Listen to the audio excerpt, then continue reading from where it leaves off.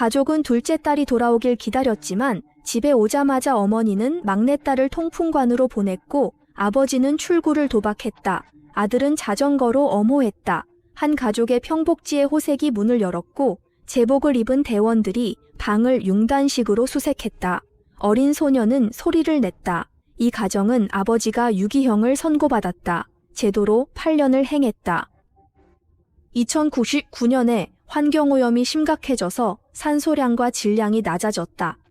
공기가 폐에 직접 들어갈 수 없기 때문에 인류는 이동할 때 보조호색기를 착용해야 했다.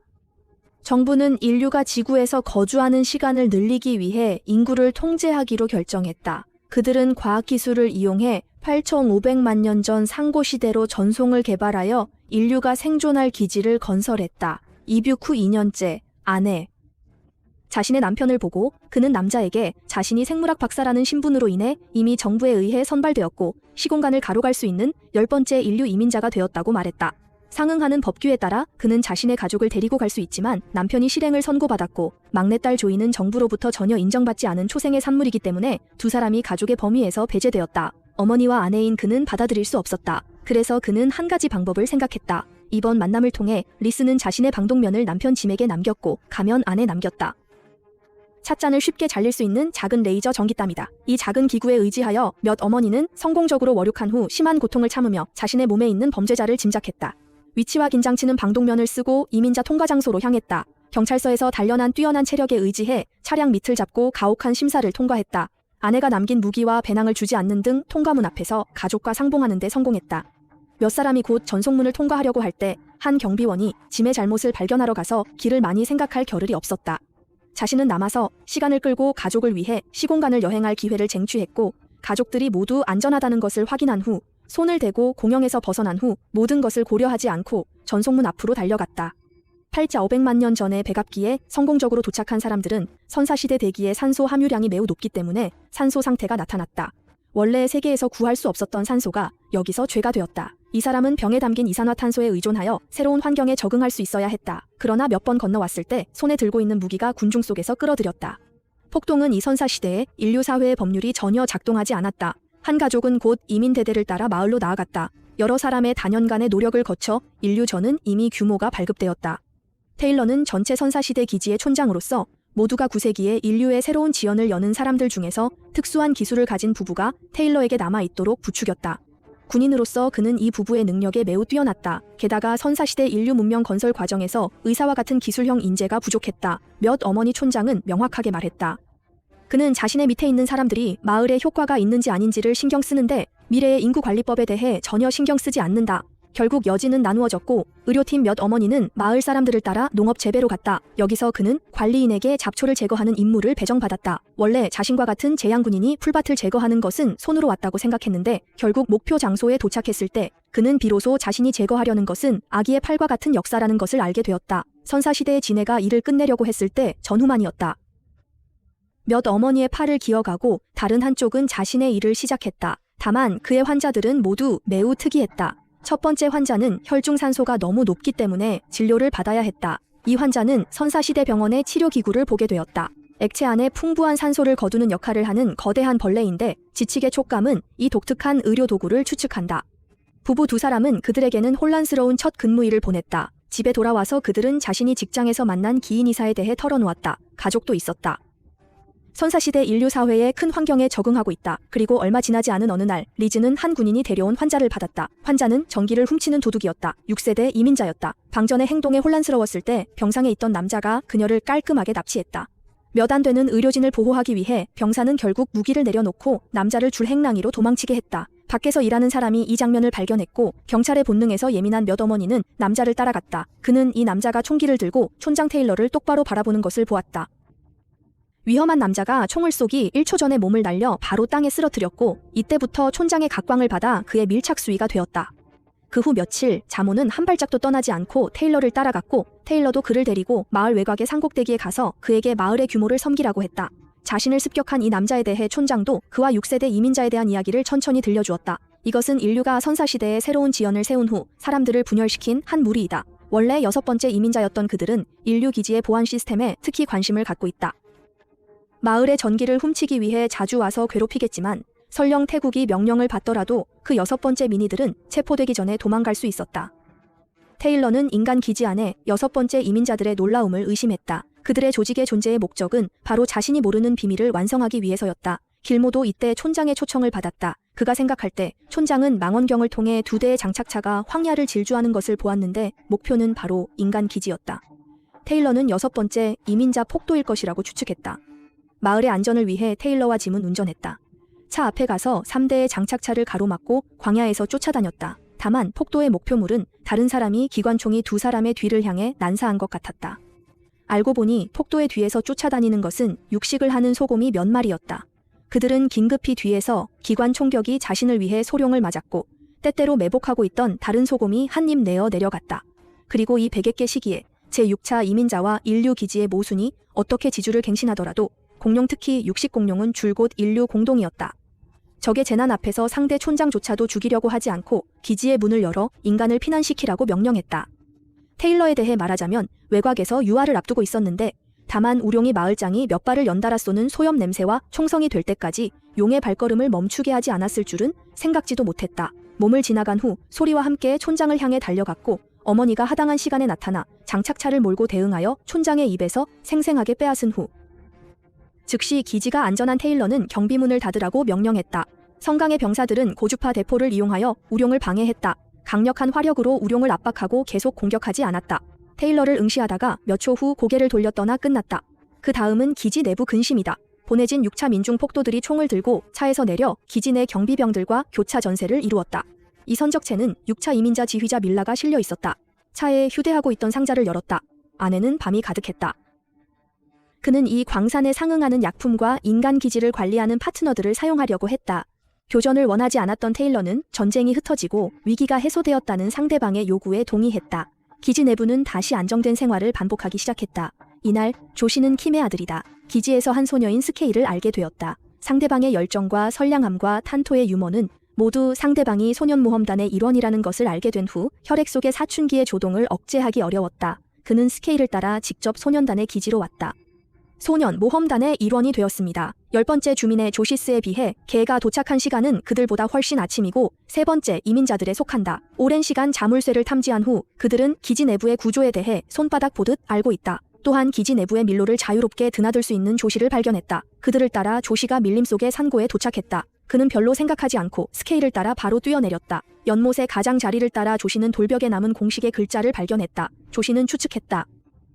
첫 번째 이민단이 도착한 것보다 더 일찍 도착했습니다. 이 발견에 직면하여 스케이는 이 지역이 촌장 테일러에 의해 금지구역으로 만들어졌기 때문에 그들이 여기서 발견한 것은 어떤 것도 상부에 보고할 수 없다. 그렇지 않으면 기지의 규칙을 위배하는 것이다. 조시는 별다른 생각 없이 승낙했다. 그 후 그는 정글에서 파트너들이 숨겨둔 양조기를 보았다. 소년 모험단은 분업이 명확하다. 사람은 원료를 책임진다. 조시는 신인으로서 스케이와 함께 과일을 자르고 곧 빚을 준비하는 작업이 끝난다.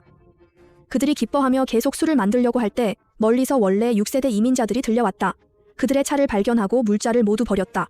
다만 그들이 떠나려고 할 때 선사시대 생물의 습격을 당했다. 생김새조차 없이 현장에서 죽었다. 소년단의 멤버들이 차 근처에 도착하자 차에 장착된 배터리가 이미 뜻밖의 날아가는 것을 발견했다. 멀지 않은 곳에 다른 장착차가 주차되어 있는데 아마도 6세대 이민자의 차량일 것이다.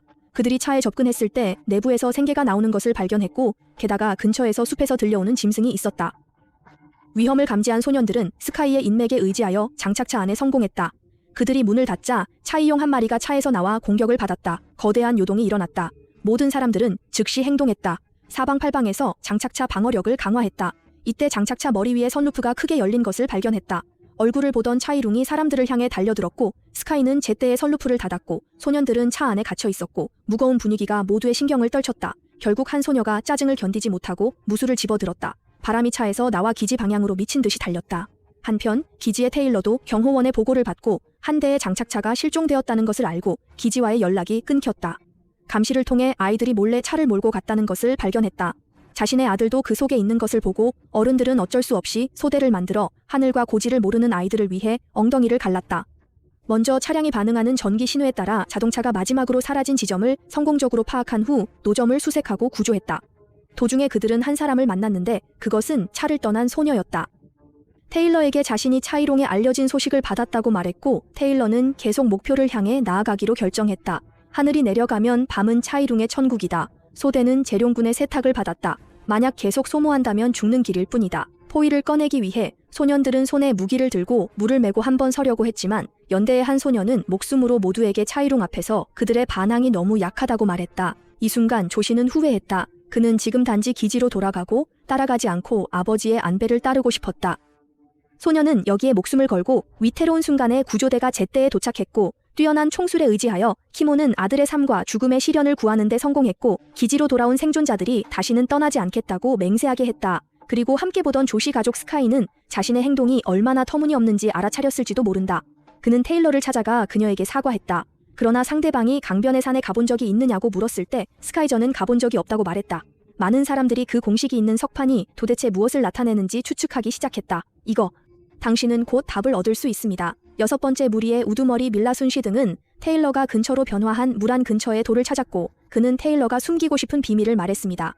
이 공식들은 모두 테일러의 아들이 남긴 것이다. 이런 것들이 존재하는 배후에는 탐욕의 길이 있다. 핵심 사상은 과거를 파악함으로써 미래를 파악하는 목적을 달성하는 것이다. 이것이 바로 선사시대의 새로운 지연이 존재하는 원인이다. 이것은 밀라가 6번째 이민자들과 함께 인간 기지에서 분리된 이유 중 하나이기도 하다. 얼마 지나지 않은 우업. 기지의 보급차가 물자를 가지고 도중에 선사시대 짐승의 세탁기지를 받았고 밖에서도 새가 울는 것과 비슷한 소리가 들렸으나 이 이상한 현상은 그의 주의를 끌지 못했다. 다음 날 아내가 전 남편과 이야기를 나누는 것을 보고 초조함이 크지만 그래도 그 마음대로 다가가 예의 바르게 마크와 이야기를 나누었다. 보충차가 실종되었다는 것을 알고 연락이 끊긴 테일러는 무장한 소대를 데리고 현장을 한 걸음 한 걸음 탐색했다. 보급차 근처에서 이미 죽은 압송병을 발견했다. 모두가 드러난 피부 표면은 불만스러웠다. 끔찍한 크리브 흔적이 있었다. 흔적에 따르면 그들은 알 수 없는 공룡의 행격을 받았다는 것을 알 수 있다. 이 시체들을 데려온 후 자세히 검사했다. 다만 이 상처의 DNA는 자료 창고에 현존하는 모든 공룡과 일치하지 않는다. 아마도 인류에 의해 발견되지 않은 선사시대의 신비한 생물의 베일이 오래 보존되지 않았을 것이다. 저녁 오전에 차를 공격한 징계가 발견되었다. 그것은 바로 작은 용이었다. 다음날 상처를 치료한 후 은 이 일을 테일러에게 보고했다. 이런 선사시대의 생물 기지에 대해 지금 할 수 있는 것은 보안 보호를 강화하는 것이다. 그중 마을 사람들의 생명이 안전하다. 이런 작은 체에 대한 방법에 대해 그는 수석 사단, 즉 전 남편 마크에게 원고 의룡군을 맡겼고 나지라 자신의 침입을 멈추지 않았다. 비록 마을 사람들이 방역하여 이번 공격을 격퇴했지만 많은 마을 사람들이 모두 신체를 다쳤다. 내려온 용의 시체 기지에 기대어 인근 환경을 스캔한 결과 기지 외곽의 정글과 산 밑바닥의 뜻밖에도 수만 마리가 모여있는 것을 발견하였다. 이렇게 모든 사람들이 놀라서 탐지한 것을 검증하기 위해서 진실성 기지는 목표물을 향해 포를 발사했는데 이번 공격은 용무리를 깨웠고 그들은 무리를 지어 기지를 향해 다시 공격을 개시했다. 마크는 이러한 광범위의 출현은 몇 가지 원인에 의도하지 않았다고 추측했다. 기후 변화인지 천지의 추종인지 마지막은 번식이 필요하다는 것이다. 이렇게 테일러는 기지 건설 초기의 지하에서 가까운 검은고를 연주하는 것을 탐사한 적이 있다. 기지가 바로 이 용이 번식하는 땅에 있을 가능성이 매우 높다. 지금 그들이 돌아와서 번잡한 공연을 하려고 하는데 기지가 빠르게 가동하여 대비책을 마련한 장비가 있다. 비전 투원을 운반하는 것은 외출하여 무력으로 저항할 수 없는 것은 한편이고 쟁취하는 것은 다른 한편이다. 리즈와 마크는 자극성 호르몬을 연구할 준비를 하고 있다. 이를 통해 기지에서 다른 곳으로 시선을 끌어들일 것이다. 다만 이 호르몬의 연구는 살아있는 자웅 개체를 기초로 해야 한다. 그러나 용둥지의 공격은 빠르면 내일에 도착할 것이다. 오늘 밤에 반드시 행동을 취해야 한다. 테일러는 야간 행동을 준비하고 마크는 그에게 이 드래곤을 판별하는 방법을 가르쳤다. 다만 계속 연주할 기분이 없었다. 대신 상대방에게 자신의 아내에게 경고하지 말라고 경고했다. 마크도 찰지에 걸렸는데 그는 확실히 인연을 다시 되찾고 싶은 생각을 가지고 있었다. 이튿날 새벽 그들이 필요한 몸을 실험실로 가져오는 동시에 익룡의 공격도 기지 밖으로 이르렀고 어두운 곳이 사람을 당황하게 만들었다. 다행히 페로몬이 성공하여 테일러는 기지 내 모든 사람들의 희망을 가지고 정보를 차에 싣고 향했다. 페로몬의 자극으로 일꾼도 함께 물러났다. 3일째.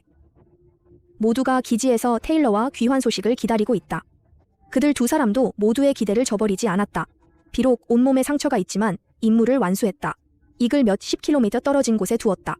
다음 무리가 성장하면 그곳을 번식의 기지로 삼을 것이다. 인류의 삶의 터전에 더 이상 위협이 될 것이다. 인룡의 포위 위기를 해결하고 새로운 난제들이 계속 나타나고 있다. 테일러는 연락이 끊겼다는 소식을 접한 지 3일이 지났다. 사건의 원인을 알아내기 위해 함께 출발했고 근처에서 짐승을 발견했다. 과학 연구기지 전체의 모든 사람들이 의무실에 갇혀 있었고 다시 연구한 결과 이 사람들의 신체 기능은 정상이었지만 단지 뇌가 자극을 받아 기억 단층이 생겼다는 것을 발견했다. 그들은 과학연구소의 컴퓨터 데이터를 통해 선사시대에 어떻게 왔는지 잊어버렸다. 리즈는 조나슨 박사의 메시지 비디오를 발견했다. 기억 단층이 선사시대에 미지의 바이러스에 의해 유발되었다는 것을 알게 되었다. 현재 선사시대에 사는 사람들은 모두 감염 위험에 노출된다. 아내가 갇혔다는 소식을 듣고 걱정했던 마크 두 사람은 방독면을 가지고 결판을 맺었다. 역에 들어가면 그는 아내에게 사랑에 안아주려고 했는데 오히려 사포를 받았다. 냉담한 전 남편 마크는 이런 비정상적인 행동으로 마크는 여치의 기억이 손상되었다고 추정했다. 이미 10여 년 전 자신과 열렴했을 때로 되돌아갔다. 여지를 안정시키기 위해 미리 녹화한 비디오를 꺼내 자신의 신분을 증명하고 선사시대 바이러스가 뇌에 침입한 일을 설명했다. 중요한 정보를 받은 후 바이러스의 해석에 몰두하고 키모는 깊이 조사하고 있다. 그 과정에서 그녀는 뛰어난 테일러를 만난다. 그는 자신이 아직 미래의 인류 사회의 전쟁터에 있다고 생각한다. PS는 잡힌 아내를 되찾으려고 한다. 시계를 보낸 테일러는 과학연구소로 돌아오자마자 마크가 아내에게 행동하려는 것을 발견했다. 상무리 마크는 반점을 떠나 공격한 병사의 몸을 반쯤 운반하고 있었다. 마크도 고바이러스에 감염되어 기억을 잃었다. 심지어 생각했다. 맞은편 몇 어머니는 살인범의 집으로 본견비가 내리기도 전에 작은 멍한 용이 달려들었다. 공룡이 마크의 세계관에 큰 충격을 주는 것을 직접 보았고 힘도 그에게 설명할 시간이 없어 주먹으로 잠을 자게 할 수밖에 없었다. 해결책이 개발되면 모든 것이 쉽게 해결되었고 반대편의 리즈는 자신이 손으로 쓴 아이들의 이름을 발견했다. 짐이 꺼낸 후 그는 자신이 시리에 빠진 사실을 알았고 동시에 발견했다. 결코 시리하지 않은 것 같다. 그러나 그는 다른 사람들과의 차이점은 바로 어머니가 출발할 때 유행성 감기에 걸렸다는 것이다. 그리고 이 감기 바이러스는 바이러스의 확산을 치료할 수 있다. 새끼의 연구를 거쳐 바이러스의 백신이 성공적으로 개발되어 기지 내에서 접종을 시작했다. 전염병을 잃은 후 아내의 죽음의 진상을 알고 자살을 선택한 촌장 테일러는 워싱턴을 지키며 제때에 맞았고 몇 번의 위기를 연속으로 겪었기 때문에 정신이 팽팽해졌고 아들의 마음을 알아차리지 못했다. 원래 기지에서 생활하는 동안 그는 서서히 스카이에 대해 사춘기의 싹을 틔웠고 다만 그는 아직 미래 세계에서 잊어버렸고 자신은 여자친구가 하나 있다. 아마도 조시의 생각을 알게 되었을 것이다. 스카이는 그를 데리고 호텔의 주인 톰을 찾았다. 톰은 그에게 자신이 누군가가 그의 여자친구를 데리고 미래에서 선사시대의 세계로 돌아갈 수 있다고 말했다. 다만 상응하는 대가를 치러야 한다. 조시는 그 말을 듣자마자 즉시 고개를 끄덕이고 승낙했다. 다만 그가 생각지도 못한 것은 이 사람이 뜻밖에도 6번째 이민자의 수장인 밀라였고 밀라는 또한 서의 키모 아들의 신분을 매우 중요하게 여겼다는 것이다. 다른 한편으로는 워싱턴은 기지 외곽에서 어린 소녀를 잡았다. 자세히 검사한 결과 다른 큰 병은 없었다. 테일러는 그가 6번째 이민자의 아이라는 것을 알았다. 소녀는 그에게 자신이 너무 배가 고파서 음식을 먹고 나왔을 뿐이며 또한 미래 세계로 돌아가 외할머니와 함께 살고 싶다고 말했다. 소녀를 돌보기 위해 가족은 그녀를 받아들이고 그의 이름이 레아라는 것을 알게 되었다. 아침을 먹은 후 리즈는 딸 마디를 데리고 의료사에서 첫 실습을 전개했다. 다만 치료 과정이 너무 역겨워서 몇 번의 심리 구축이 효과가 없었고 결국 마디는 치료실 반대편으로 뛰쳐나왔다. 워싱턴과 경비병들은 레아의 잃어버린 배낭을 찾는 과정에서 밀라에게 붙잡혔다. 그는 인지를 데리고 기지 외곽으로 와서 테일리아 소녀에게 더 이상 유랑한 생활을 하고 싶지 않고 기지에 머물라고 요구했다. 어쩔 수 없이 밀라는 인지를 풀어주었는데 리치가 그를 학교에 보내준 지 얼마 되지 않아 레아는 몰래 빠져나왔고 그 후 기지 안에서 절도 사건이 발생했는데 밀라가 있는 집에 바닥 타일이 찍혀들어 무언가가 가져간 것 같았다. 워싱턴 등은 빠르게 도망친 레아를 찾았는데 알고 보니 그가 기지에 들어간 것은 밀라가 가져가는 것을 돕기 위해서였다. 행리아는 테일러에게 만약 자신이 그의 말대로 하지 않는다면 그의 것은 밀레에 의해 공룡에게 줄 것이라고 말했다. 야식으로 집에 돌아온 사람이 레아가 남긴 쪽지를 발견하고 어린 소녀가 진실을 말하고 있다고 생각하며 그는 6차의 거주지에 가서 공룡의 습격과 위기를 겪은 후 밀라를 만났고 상대방은 그에게 자신이 어쩔 수 없다고 고소했다. 왜 테일러와 적이 되었는지에 대해서는 그가 그렇게 한 것도 살기 위해서였고 레아가 훔치게 한 것에 대해서는 밀라는 말을 하지 않고 새로운 지연의 진실을 언급했다. 새로운 시작이 아니라고 말했다. 테일러는 줄곧 사람을 속였다. 밀라는 그를 풀어주고 레아의 동생을 데려가게 했다. 테일러는 밀라가 무슨 말을 했는지 물었다. 얼마 전 미의 말을 생각하면 제모는 여전히 약간의 의심이 있어서 사실대로 말하지 않았다. 길이 돌아온 직후 한 병사가 기지 부근을 순찰할 때 긴 꼬리용의 습격을 당했다. 발견했을 때 그는 이미 시체가 되었다. 마크는 근처의 가짜 용탄에 근거하여 이 탄들이 나쁜 사자가 왔다고 추측했다. 이 병사는 너무 불운해서 마침 나쁜 사람의 수혈 범위에 부딪혔다. 단지 기지국 내부에 긁힌 자국일 뿐이었지만 합리적인 설명은 하나도 없었다. 기지 내부에서 병사들의 시체를 연구한 결과 긴 꼬리용의 DNA가 발견되었다. 킴은 이것이 사고가 아니며 심지어 살인일 수도 있다고 생각하며 게다가 선사시대 칠면조의 피가 있어 누군가가 긴 꼬리룡을 기지국 안에 갇힌 후 선사시대 칠면조의 피를 사용했다는 것을 더욱 확인시켰다. 탄 웨이룽이 공격했고 왜냐하면 그들은 기지 안에서 롱 테일러가 떠나려고 했을 때 남긴 긁힌 흔적을 발견했기 때문에 테일러는 매우 화가 났다. 그는 살인과 같은 행위가 자신이 관할하는 마을에서 일어나는 것을 허락하지 않았다. 몇 어머니는 조사를 시작했다. 저무의 구술을 통해 그들은 그 병사가 좋은 사람이라는 것을 알게 되었다. 아무것도 없었다. 다만 최근에 그가 신분표에 필름을 넣었다고 이야기했지만 그들은 대병의 유물에서 신분표를 발견하지 못했다. 이 시점에서 시스템은 오히려 대병에 속하는 신분카드를 내놓았는데 뜻밖에도 움직이고 있었는데 그들은 신분카드가 창웨이룽에 의해 삼켰다고 추측했다. 진실을 조회하기 위해 그들은 즉시 출동하여 롱테일러를 포위하고 가로막았고 결국 상대방에게 총을 쏘고 안에서 신분표를 손에 넣는 데 성공했다. 식별을 통해 그들은 사망자의 여자친구가 식당의 리베카라는 것을 발견했다. 다만 리베카는 몇 년 전에 이미 미나라는 남자와 결혼했다. 몇 사람을 만났고 미나는 병사가 자신이 죽였다고 인정했다. 결국 그는 기지 외곽의 유배 선고를 받았다. 나중에 몇 어머니는 아내의 말에서 미나가 죄를 감당할 가능성이 높다고 판단했고 그는 조용히 미나를 리베카의 곁으로 데려갔다.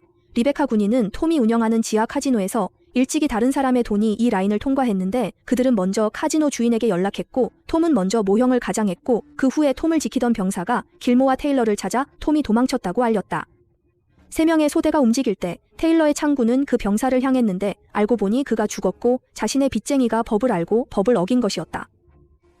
테일러는 그에게 총을 주지 않고 기지 살인 사건을 직접 추방했고 기지가 더 큰 난제에 직면해 있음을 알렸다. 작은 대기권을 넘어 기지 부근에서 폭발하고 휴대한 펄스가 직접 기지 내의 전자설비를 파괴했다. 이것은 안에서 병을 일으키는 부상자를 괴롭혔다. 다행히 기지 내의 전력 시스템, 환자를 회복하는 수술은 위험하지 않게 완성되었다. 밤에 테일러는 적의 고통에 걸려 실험실에서 산을 떠났는데 그 신비는 밀라의 사람에게 끌려갔고 결국 한 소년의 손에 성공적으로 풀렸는데 이 사람은 바로 테일러의 아들 루카스미였다.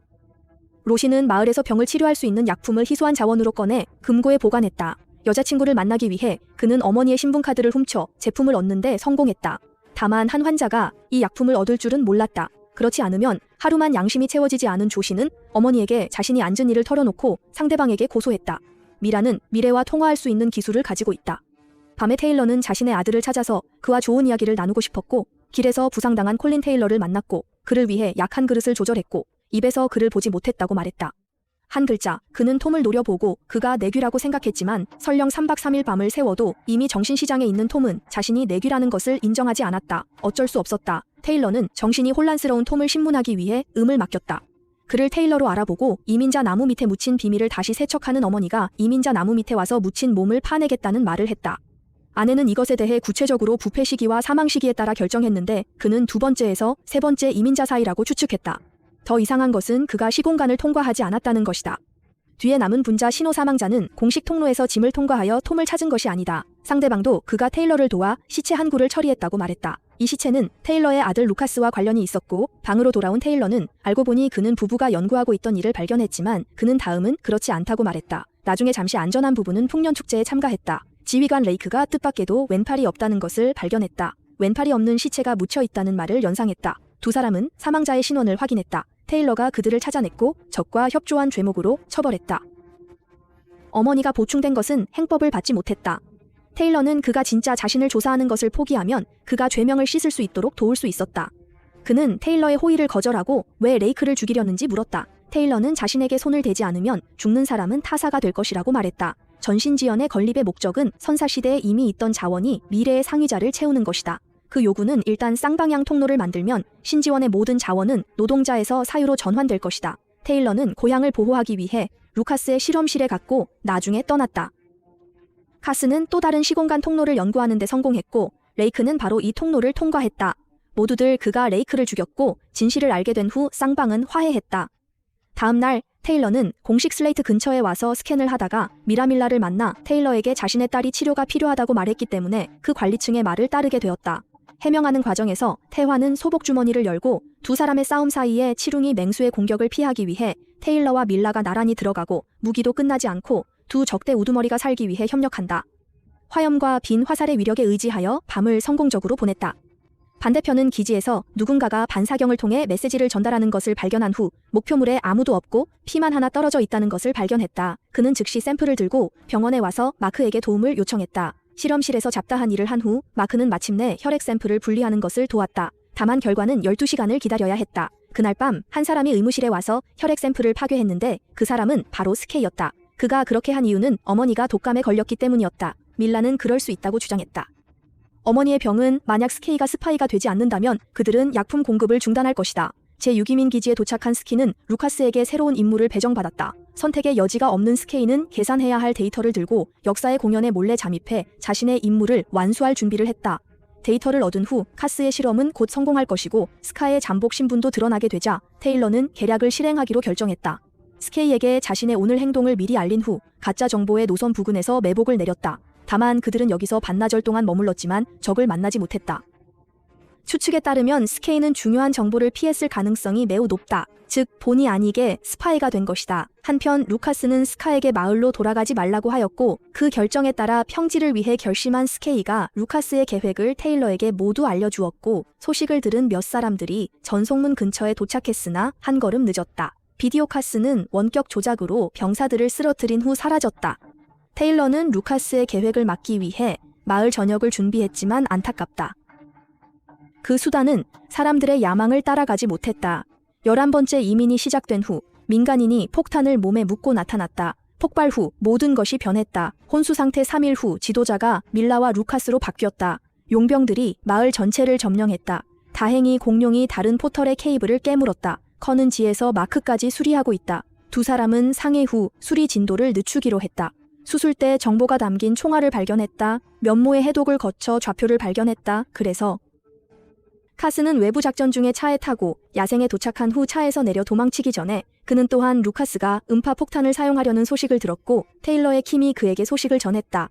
선사시대의 지구를 지키기 위해 그는 아들의 계획을 반드시 중단하기로 결정했다. 조수는 테일러에게 폭탄이 터지기 전에 성공할 수 있다고 말했다. 리모컨을 사용하는 전제를 추측했다. 그들은 그랬다. 원격 제어 번호가 폭탄을 발견하는 데 성공했고 1초 전에 추측하는 데 성공했지만 승리가 아니다.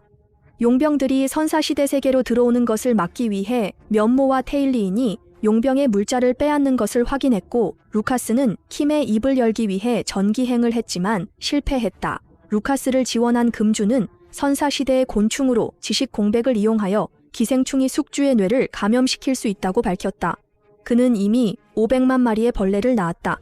금주의 몸에 주입되었다. 자신만이 치료할 수 있고 살려면 면모를 바꾸어 죽음을 두려워하는 금주는 즉시 신문실에 와서 테일러의 행방으로 루카스를 속인 후 키모를 집으로 보내다. 이 순간에야 자신이 속였다고 말했다. 그가 방금 주사를 맞은 것은 진경기였다. 속은 루카스가 워싱턴에 안내해 기지를 봉쇄하려고 한다는 것을 알게 되었고 그들은 마을을 탈출하는 데 성공했지만 워싱턴은 다시 떠날 기회가 없었다. 평부의 기분이 좋은 후 테일러는 전송문을 파괴하고 적의 억지로움을 차단한다.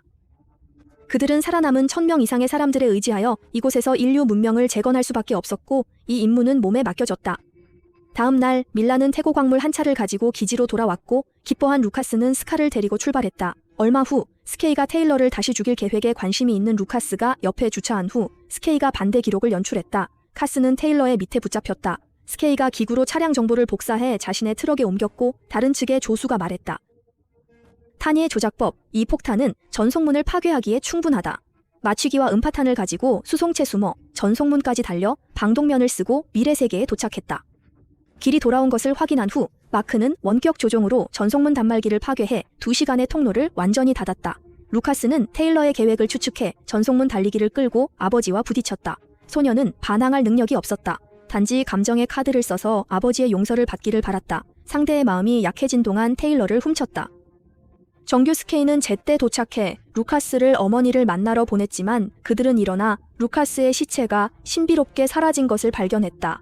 한편 미래세계의 전송문 앞에서 금주와 동지들이 재산을 검수하려고 했지만 마저 알려졌다.